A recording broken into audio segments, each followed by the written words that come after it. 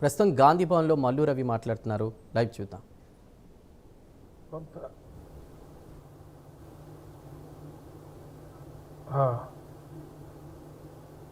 ఎవరు అక్కడ కొంత పోటీ చేసినటువంటి ఎమ్మెల్యే క్యాండిడేట్ మలకపేట మధుయాష్కి గారి మీద ఆయన ఏదో వ్యతిరేకంగా చేశాడని మాట్లాడారు. మా మీటింగ్లో మేము నిర్ణయానికి ఏం వచ్చామంటే, ముందు ఒక ఈశ్వరమ్మ యాదవ్ అనే వారితో జరిగినటువంటి గొడవ, కుల సంఘాలన్నీ పెద్ద ఎత్తున ఘర్షణ దిగాయి. దాని తర్వాత ఒక ఎరుకల వ్యక్తి అతన్ని కులంతో తిట్టాడని పోలీస్ స్టేషన్లో కేసు పెడితే ఎఫ్ఐఆర్ అయింది.